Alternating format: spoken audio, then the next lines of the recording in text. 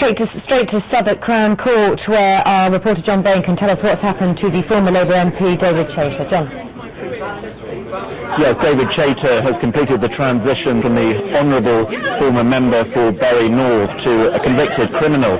He's just been sentenced to 18 months imprisonment. Sentencing him, the judge said that MPs are trusted by Parliament, and these claims that he made, the expenses claims, are a breach of a high degree of trust. Well, Mr. Chater was convicted on 3 counts of false accounting, that he claimed for rent for 2 properties which his family actually owned outright, and he'd made a bogus claim for consultancy fees. For all these claims, he'd used bogus documents, the court was told, to siphon off funds from the public. Well, he'll now begin that 18-month sentence, the first MP to be convicted in connection with the expenses scandal which engulfed Westminster 18 months ago. There are now several other trials of other parliamentarians which will take place in subsequent weeks or months. Unlike Mr. Chater, they all deny any wrongdoing, and so it will be up to a jury to decide their fate. But Mr. Chater will begin his sentence today. He was described by his defence counsel as a broken man, a man who realised he'd brought shame on himself and on his family. The court was told every spark of life in him had gone out. He was now depressed, he'd lost weight, and realised that his reputation had been completely destroyed. But the prosecution before that had outlined the case against him and the breach of trust that it had involved, and was quite damning on what he'd done. Okay, he could, of course, have had a sentence of 7 years. Has anything been said about the sentence, or was any difference made by the fact that he had pleaded guilty?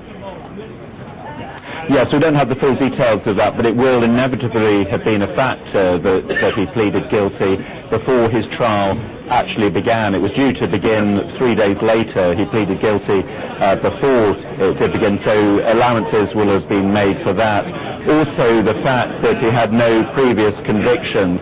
In fact, his defence counsel described him as a man of innate goodness who'd done a great deal of good, but had been beset by this moment of stupidity and dishonesty. Okay, well, John, we'll be back with you in a moment, but let's first have a little look back at events. We have this report from our political correspondent, Mike Sargent. He's the first with a criminal conviction for fiddling parliamentary expenses, and the first to be sentenced. David Chater was a Labour MP for 13 years. Last month he pleaded guilty to 3 charges of false accounting. Mr. Chater admitted to dishonestly claiming nearly £2,000 for IT services, a dishonest claim of nearly £5,500 for saying he was renting a property apparently owned by his mother, and the biggest false claim of nearly £13,000 for renting a property in London that in fact he owned. The flat was here in a tower block not far from Parliament. Once Mr. Chater had finished paying the mortgage on it, he started making new claims for rent. He said he was a tenant of someone called Sarah Rastrick. That turned out to be his daughter. So how did Mr. Chater's property arrangements compare with most other MPs? This is one of the gravest cases, and you can see the fact that it's come to court, and the police were very quick to look at investigating it. I think it was clearly one of the most serious cases we'd uncovered, along with some of the other mortgage claims that had question marks all over them. The expenses storm blew up when the Telegraph published MPs' receipts in 2009. Some were funny, others scandalous. Among the more memorable, a rejected claim for a duck house. MPs on all sides squirmed as headline after headline emerged. This case appeared to be more serious. Criminal charges followed. David Chater had originally said that he'd made a mistake. I want to explain my case, explain what happened. I've acknowledged that there is an error here, and I want to clear my name. But just as his trial was about to begin, Mr. Chater admitted his guilt, and has now become the first former MP to receive criminal punishment for falsely claiming expenses, the issue which left such a stain on the image of Parliament. Mike Sargent, BBC News. And David Chater now sentenced to 18 months in jail. John, just tell us about the judge's comments. What he had to say? Well, the judge acknowledged the whole anger that the expenses scandal aroused in the public, and he said that because of that anger, these offences had crossed the custody threshold, i.e. they merited a prison sentence. But he did say that Mr. Chater's character had a positive character beyond what is normally found in these cases. So he accepted some of what the defence was saying about the good that Mr. Chater had done previously in his career before he started fiddling his expenses. But he said it is necessary for MPs and the behaviour of politicians must be entirely innocent. So in the view of Mr. Justice Saunders, there was no option but to give a custodial sentence to Mr. Chater for these offences. Now I'm just being passed a little bit more information. There were basically 3 counts that Mr. Chater pleaded guilty to. One involved a flat in London which he was claiming rent on, but in fact he owned it outright. Now he said he was paying rent money to a woman who turned out actually to be his daughter. He was also claiming for a house in Bury, which was, it turned out, had been owned by his mother, who subsequently died. And there was a third count, which was he claimed for consultancy fees he'd paid to a man called Paul Francis. Well, when the police questioned Mr. Francis, he knew nothing about this at all. So 3 counts that he pleaded guilty to. The subsequent trials now of other parliamentarians who all deny any wrongdoing are all different aspects of the expenses system. Now, during the case here today, the prosecution outlined against Mr. Chater.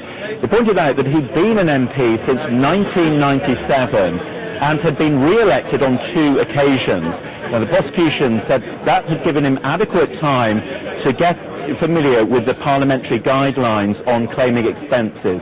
He said those expenses were written in plain English, but Mr. Chater had defrauded the public. John Bain, for the moment, thank you. And we've got some initial reaction from the Labour Party, a spokesperson saying, following that custodial sentence, that, quote, David Chater had already been suspended from the Labour Party, and following his custodial sentence, he has now been excluded from the party. That's all that Labour has had to say on that subject so far. Let's get some reaction now to the sentencing. Sir Alistair Graham is the former chair of the Committee for Standards in Public Life and joins us on the line. Alistair Graham, what's your reaction to this? Well, I've got 2 sets of feelings. On the one hand, I'm very pleased that there's been a successful criminal prosecution arising from the expenses scandal, because I think the depth of the scandal deserves that. But on the other hand, I knew David Chater before he became a Member of Parliament. When I worked in West Yorkshire, he was a highly respected figure at that stage, and to see him to face a custodial sentence of 18 months after defrauding the expenses system MP is rather sad for him and his family. But this was a very serious expenses scandal, and it's right that MPs are seen, or ex-MPs are seen, not to be above the law. He could have had a jail sentence of as long as 7 years. Is 18 months enough, in your opinion? Yes, I think it is. Let's face it, his public life is destroyed. He pleaded guilty, and therefore that has a major effect. And as I say, he was a respected public figure for a long time. What went through his mind in terms of defrauding the expenses system, who knows? But it does demonstrate that the current set of MPs need to be careful in their current standoff with the new Parliamentary Standards Authority, that they don't allow themselves to creep back into a culture where they control the expenses regime and they think it's legitimate to claim expenses for all sorts of matters that wouldn't be either lawful or acceptable to the public. Well, I wanted to ask you about that because you refer to what has clearly been an element of dissent in some quarters in Westminster about the new system. What's your reaction to that dissent and some of the doubters' comments on that? Well, with any new system there can be teething problems, and it's perfectly legitimate to raise some of those concerns. I'm a bit shocked that the authorities seems to have caved in the way that it has in going through a further consultation exercise in which they seem to be giving power back to members of Parliament to have discretion on expenses matters. I've always been of the view that any public official, whether it's an MP or anybody else, shouldn't be out of pocket in carrying out their public duties. But there should be clear rules, there should be upper limits, there should be a requirement to provide detailed receipts, and that it should be quite separate from what they're paid in remuneration terms. And that's where, of course, the old system went badly wrong, the culture developed. It was legitimate to abuse the expenses system because the view was taken by them and sometimes by ministers that MPs were poorly paid. Sir Alistair Graham, thank you very much indeed. Thank you. Well, let's get a bit more from our political correspondent, Naomi Grimley, who joins us from Westminster now. This is the first successful criminal prosecution. There are, of course, other cases being considered, so this is not the end of it, is it? No, there are other cases, though they are separate and they will be judged in their own right. And in all those other cases, all five, those defendants are actually pleading their innocence. But as you mentioned, the expenses saga continues to cast its shadow over Westminster. There's still a lot of worry about the degree to which it dented public trust in politicians and Parliament. Only a couple of months ago, a poll was done by YouGov suggesting that only 30% of the public thought that MPs could be trusted to make honest expense claims. And then, as you mentioned with Sir Alistair Graham, there's this whole argument over the new system, the new independent system that's been brought in. Many MPs feel it's unfair, it's time-consuming, and it's bureaucratic. And the headlines about David Chater will throw that into relief again. Are MPs correct to be complaining about a new system, or should they really just like it or lump it? And as you said, there is a new system in place, and how much have things changed, and are they claiming, for example, less money? They are indeed claiming less money, and it's much more rigorous. It contains a very complicated computer program, which MPs have been getting to grips with. Many of them have found that difficult. And it is very rigorous in the way that it is audited. But many MPs feel that it's just too cumbersome, it takes up too much of their time.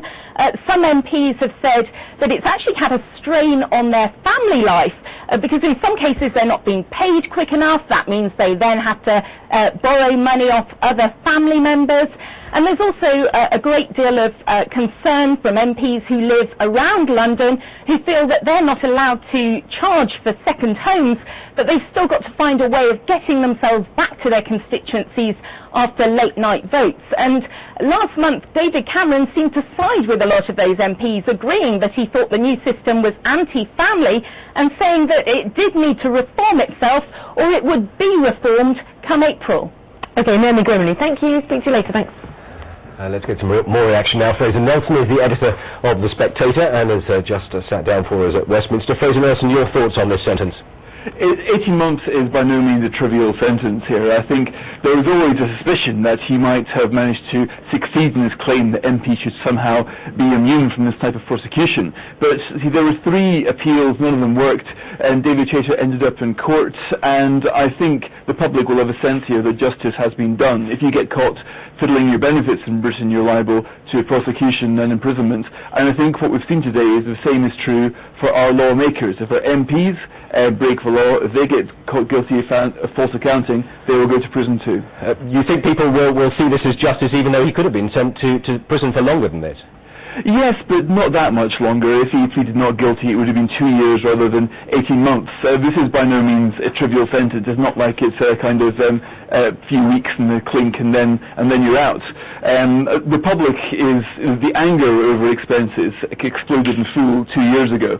I think today people will be reassured that the justice system works for everybody in the country, no matter whether you're making laws or trying to follow them. Do you think people will also be assured that the system has changed sufficiently since? We've touched on this in the last sort of 10 minutes or so since the sentence was announced. Has it changed enough at Westminster now?